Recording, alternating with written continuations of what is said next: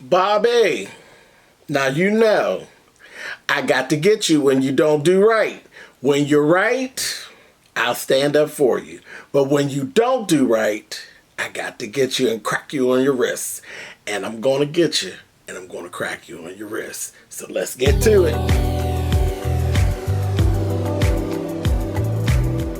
And I'm like, come on through, Corky. I'm going up on my soapbox. That's basically it. Let's talk about drag and all its forms.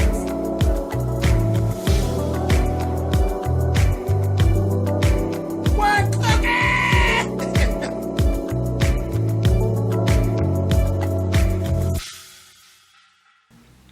Hey guys, thanks so much for clicking on the video. This is my review for Love and Hip Hop Miami.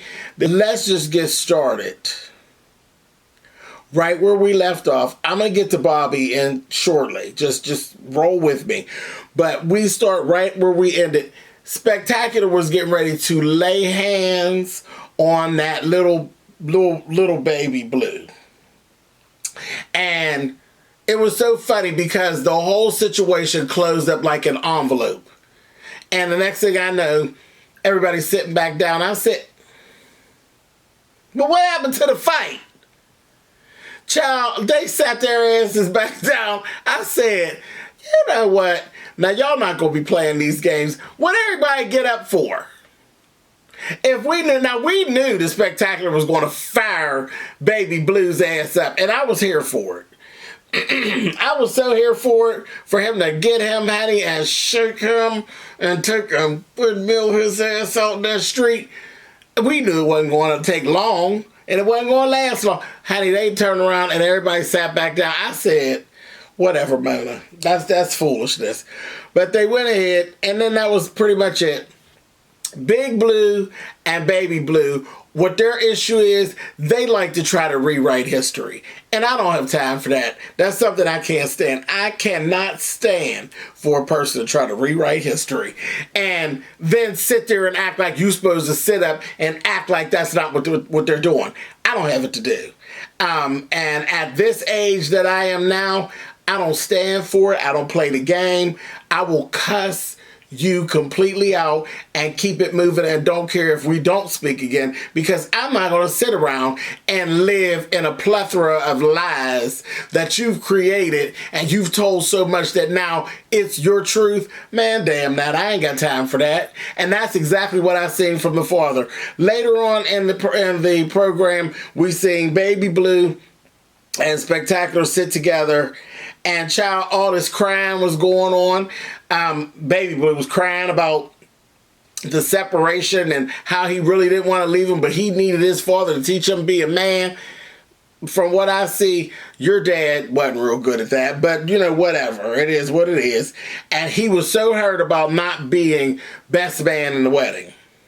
So he told him, he said, stop all that crying. He said, I didn't know it even bothered him that much that he wasn't going to be part of the wedding. Fine, you're in the wedding. I said, well, that was easy. A mess. But he's still talking this. You got to get, you know, with the father, and y'all got to fix this, and he need to be coming to your wedding and all that. I said, okay.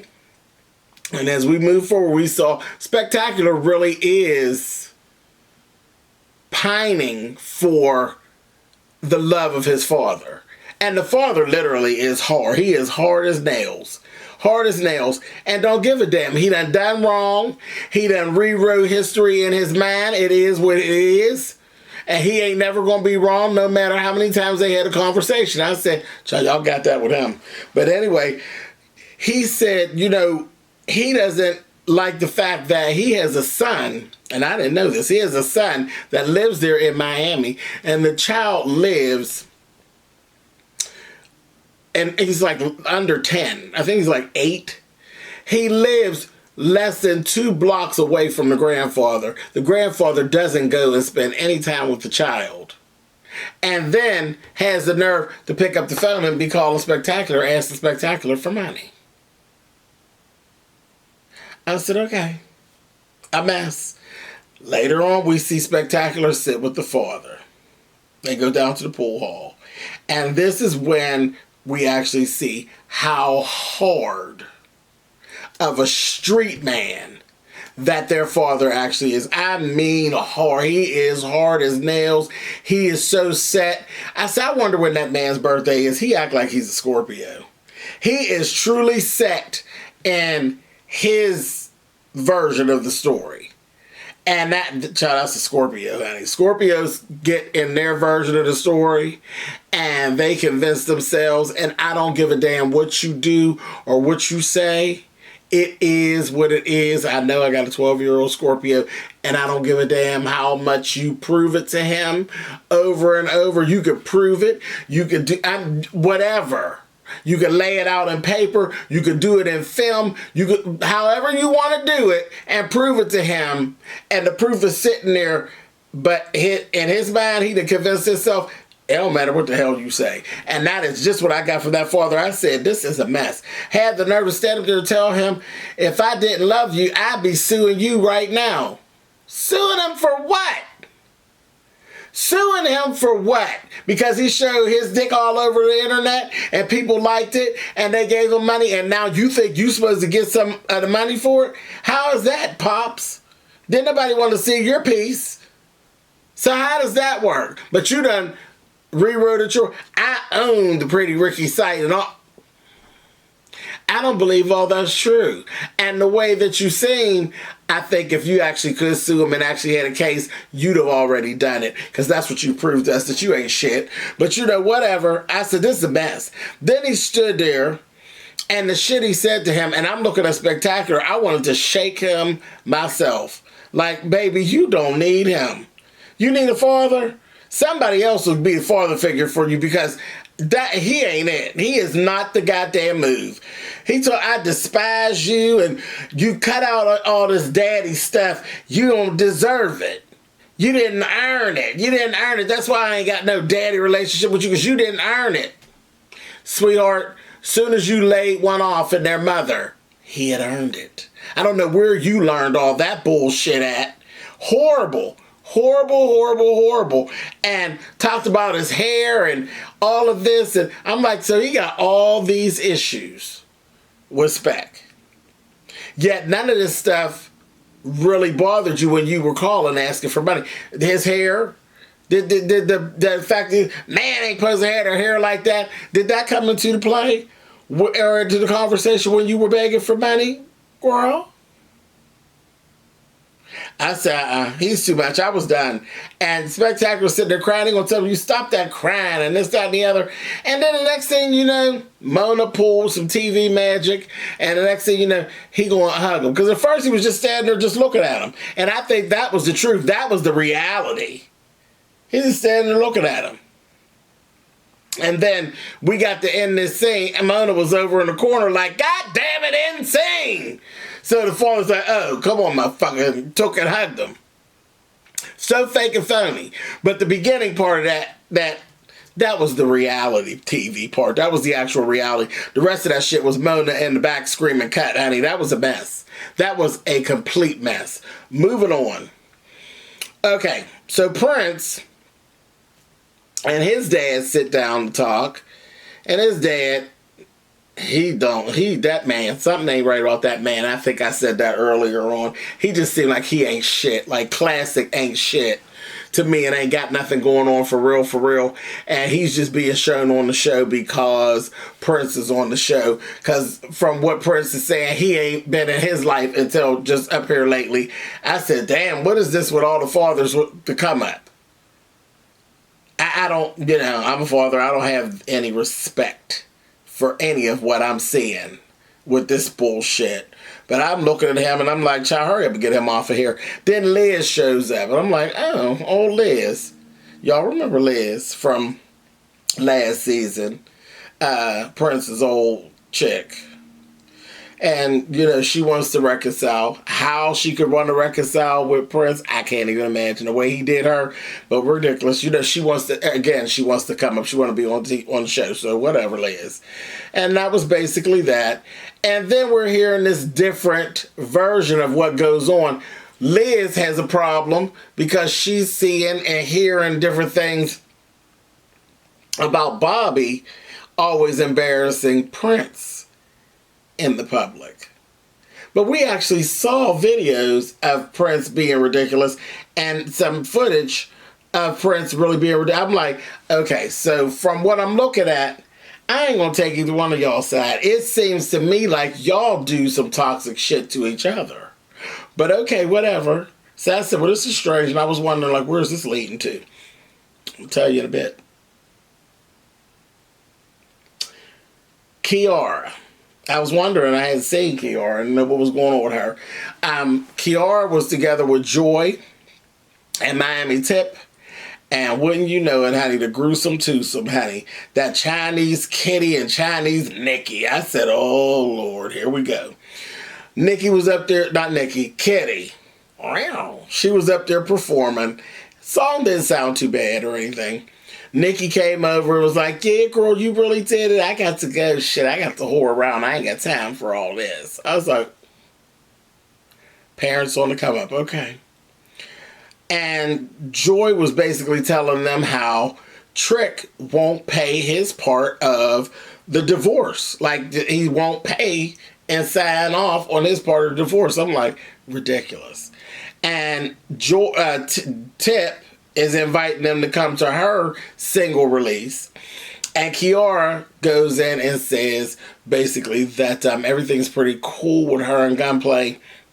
They did actually go to New York, and everything went really well. I was like, good. Moving on.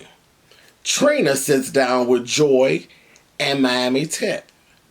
And I said, oh, Trina. She sat there and she has found out about the fact that Bobby has signed with another company. And of course she's mad. We knew she was going to be mad. But then Trina basically proved me correct. And she said out of her mouth, he's fired out of the family. He's not loyal.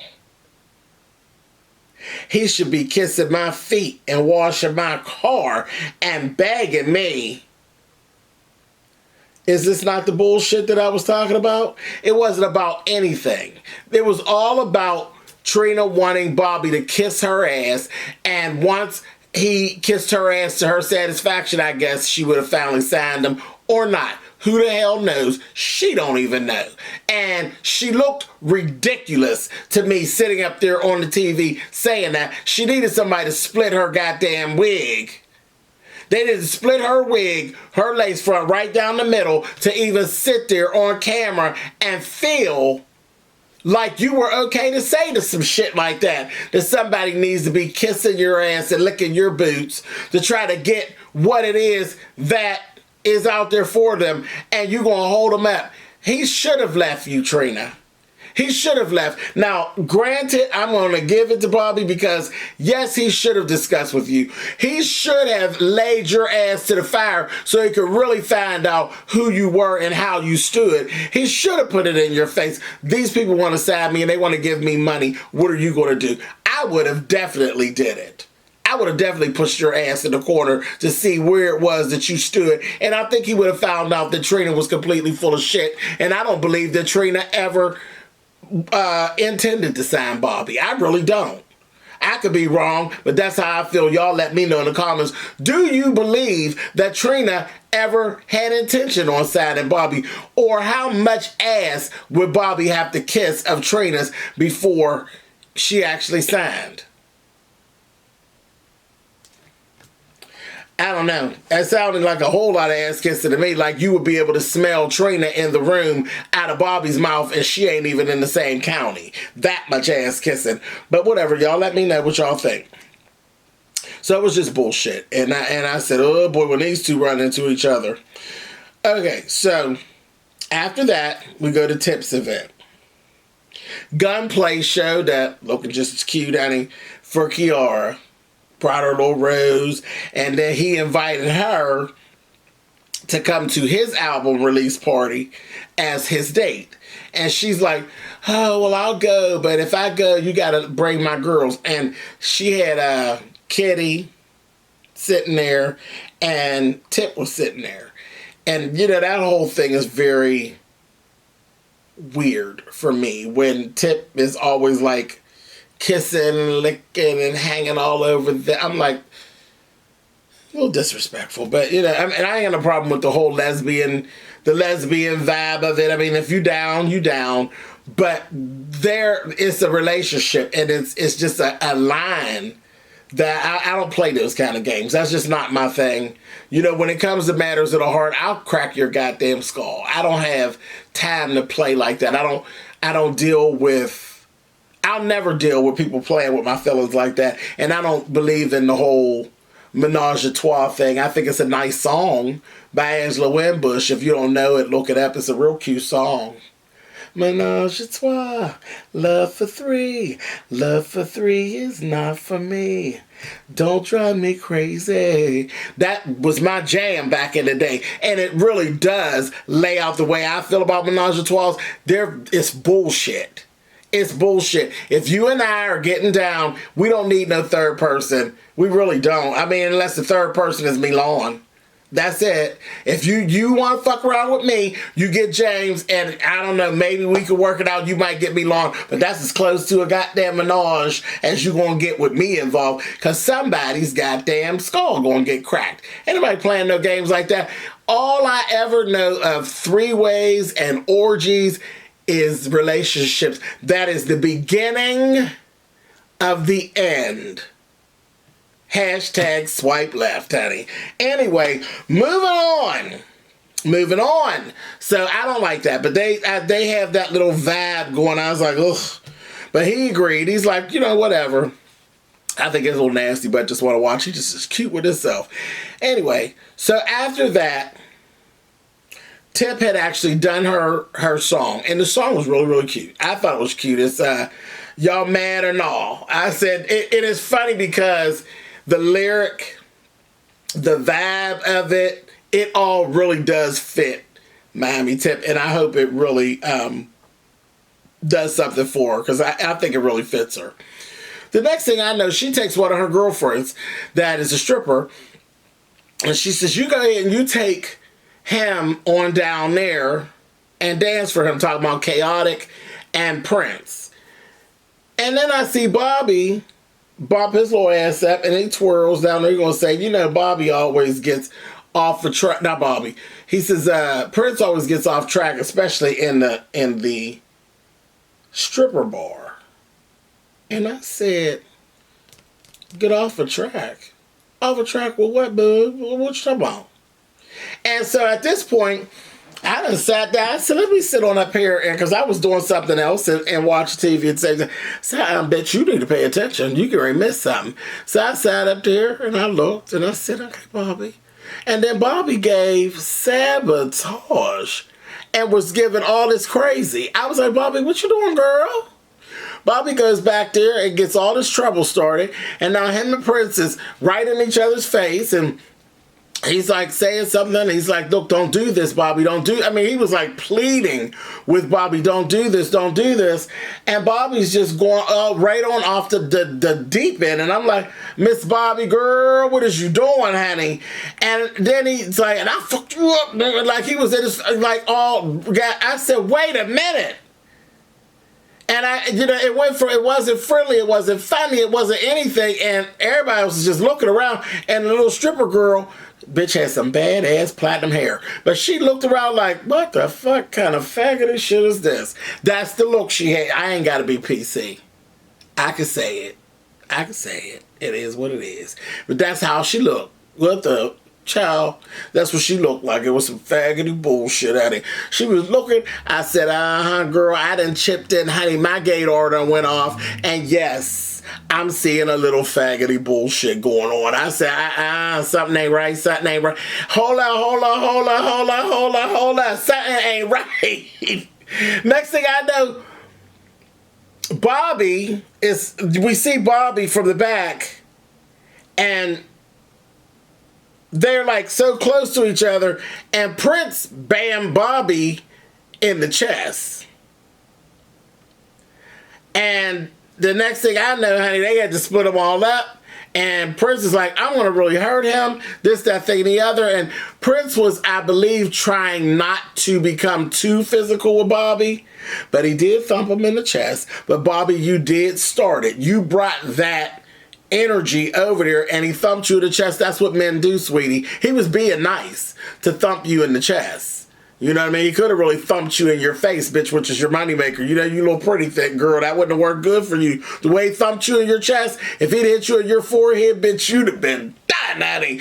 But anyway, he thumped him in the chest. But baby, that Bobby, when I tell you he had gave, but you know, the camera starts scrambling, I was like, damn. He got to Prince and gave Prince the old 1-2, baby. And when we see Prince again, baby, Prince's whole motherfucking situation was busted. And they're like, he got blood. There's blood on the wall. I said, oh, Lord, he done busted the boy's nose. I thought his lip was busted, but it was his nose was bleeding and the blood was running. I said, nah, Miss Bobby girl, you done too much. And I have to say, bitch, you were wrong. You were wrong. And I don't know what it is you trying to do, but I think that somebody is lying. I think that somewhere where you and Prince, y'all got some explaining to do, the both of y'all. Because from what I watched there and then the scenes that transpired after that, because Chaotic really seems like just like a regular dude to me. Just regular. And he ain't one to gossip and all that. I ain't even pulled that from him. You know, and right after it happened, Tip was so over it. She was so over it, which gave me complete lesbian, you know, because lesbian, they ain't got time. It's if you gonna fight. Other than that, they ain't for all the dramatics. That's just how our sisters are. That's the way they do. And she was like, they're always doing this, and I can't believe they're doing this on my night. She was pissed. And she's like, and Bobby, you know, and I was like, damn, why everybody jumping on Bobby? And then I said, well, you know what, me girl child, he did start it. Gotta get his ass. So Chaotic, when Chaotic was like, no, you know, Bobby really did start that. He's when he talked to Tip later on. He started it. And he said he brought that energy back there. And then, you know, he said it just was on and popping. You know, he said, and he did that, man. He said, but I think what's really going on, I think he really likes that man. And I think there's a part of that you don't really know about Chaotic. I think he more than likes that man. I think, baby, one of them nights, not just one of them nights, I think a whole lot of them nights, the Bobby and little Prince, honey, they was doing a little more than playing PlayStation 2. That's all I'm going to say. I wasn't there. I wasn't working the light switch, but trust me, somebody was getting worked. And the way that Bobby busted Prince's lip or his nose, never mind. I'm going to leave it on alone. I'm going to swipe left. I'm going to get on out of this before I get myself in trouble, honey. But I know some, when I see it. Anyway, moving on. Tip ends up that same day talking to Chaotic, and she sets him up on a date with Joy. They end up going out on their little date finally, and on the date, Joy basically broke it to him. We are not compatible, boo-boo. You're very nice, but you're not what I'm looking for at all. And he took it well. It was really, really cool. I was like, oh, poor thing. And then, there's Trina versus Bobby, honey. Bobby stepped out and went to see Trina. They had a meeting because she was supposed to do a feature for him. So he met her down at the studio. She played right along like everything was fine. Everything was everything. And then she led into her conversation with him. And they had this little conversation and they went back and forth. And Bobby, you're wrong because once you sign that contract, there is no more argument or conversation with Trina. You know Trina. We're not going to sit around. You know her longer than we know her. And we're not going to sit around and act like we didn't all know that bitch was going to renege on that whole situation with the feature. You knew all bets were off. Everything that you've done with Trina to this point, you'll never do any of this again. Okay? So there was no need. And once you went there and she told you she ain't going to do the feature, she said, you know, I thought you were shady. You didn't tell me. And I was pissed. I had to hear it from everybody in the street.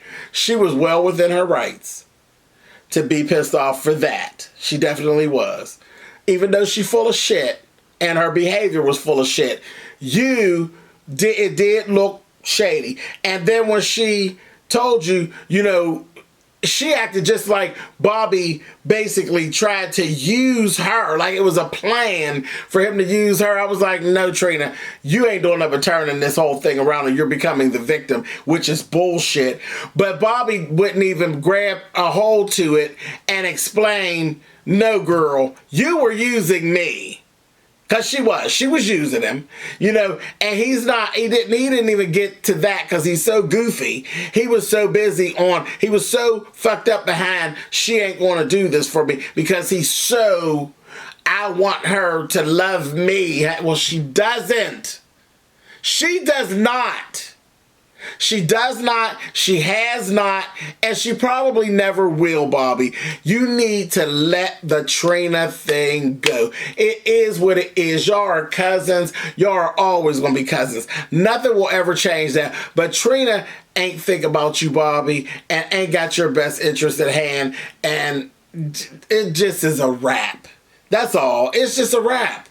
It is what it is. Love her from over there. The best thing you can do for Trina is go become a success. Go and you become the baddest bitch. That's how you pay her back for everything that she's done for and didn't do for you. You go become the baddest bitch. Ain't no more arguing back and forth. It's a moot point. There's no more shit to be said when it comes to Bobby Lights and Trina. She showed you who she was on several occasions and you didn't fucking listen. And on that, I'm done and I'm out of here. I'll see y'all next week.